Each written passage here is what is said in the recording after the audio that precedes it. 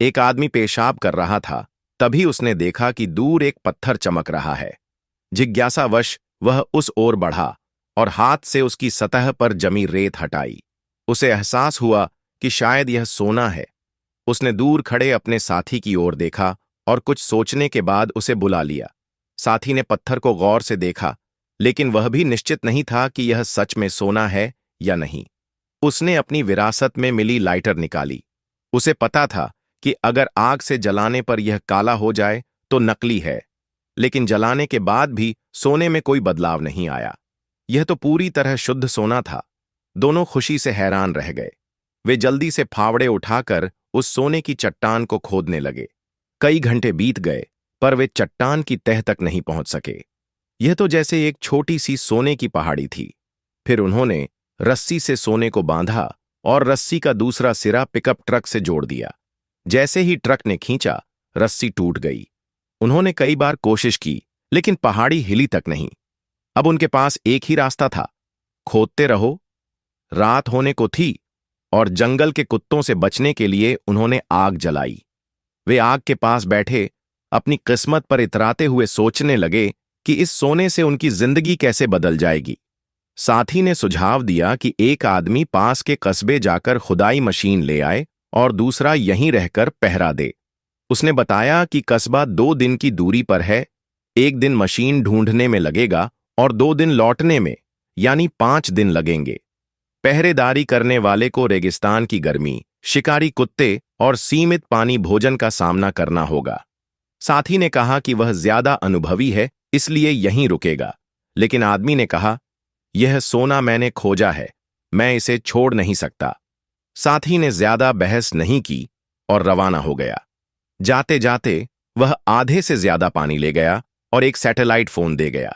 आदमी ने रेत से सोने को ढक दिया और कपड़े से एक अस्थायी छाया बना ली। लकड़ियां बटोरते समय उसे एक विमान का मलबा मिला। वह एक अच्छा आश्रय लग रहा था। थोड़ी देर वहां आराम किया, पर सोने से दूर रहकर बेचैन हो गया। इसलिए उसने मलबे से हिस्से निकालकर सोने के पास एक छोटा टेंट बना लिया। सोते वक्त धूप की तपिश और भूख उसे सोने नहीं दे रहे थे। उसने हिम्मत करके सोने से एक टुकड़ा तोड़ा। तभी सैटेलाइट फोन बजा। साथी ने बताया कि ट्रक खराब हो गया है और लौटने में और देर होगी। आदमी ने कहा कि वह ज्यादा देर नहीं टिक सकेगा और अब हालात बर्दाश्त के बाहर हैं। लेकिन साथी अब लालच में अंधा हो चुका था। उसने कहा, बस थोड़ी देर और टिक जा, पूरा खजाना हमारा होगा। शिकारी कुत्ते अब और आक्रामक हो गए थे। आदमी मशाल लेकर उन्हें भगाने लगा। एक दिन जब वह पानी लेने गया तो एक जहरीला सांप दिखा। भूख से बेहाल वह उसे मारना चाहता था, लेकिन असफल रहा और उसके हाथ से बचा हुआ पानी भी गिर गया। वह विमान के मलबे की ओर गया, कुछ और हिस्से लेने। तभी उसे किसी की परछाई दिखी। एक महिला पास आ रही थी। आदमी ने जल्दी से सोने का टुकड़ा छुपा दिया और खुद को एक भिखारी की तरह पेश किया। महिला ने उसे खाने के लिए सांप का जिगर दिया, लेकिन आदमी ने मना कर दिया। वह जान गई कि आदमी कुछ छुपा रहा है और उसे उकसाने लगी। आखिरकार आदमी उस पर चिल्लाया, चली जाओ यहां से। लेकिन वह निर्जलीकरण के कारण गिर पड़ा। महिला उसके टेंट तक पहुंची और सोना ढूंढने लगी। आदमी ने झपट कर फावड़ा उठाया और महिला को मार डाला। उसने महिला की लाश को जमीन में गाड़ दिया। लेकिन कुछ समय बाद कुत्ते ने लाश बाहर निकाल दी। आदमी ने कुत्तों को भगाया और लाश को जला डाला। अगली सुबह साथी ने फिर कॉल किया। अब उसने खुदाई मशीन खोज ली थी, लेकिन अभी भी समय लगेगा।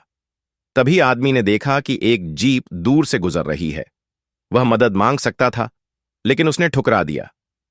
सोना पहले।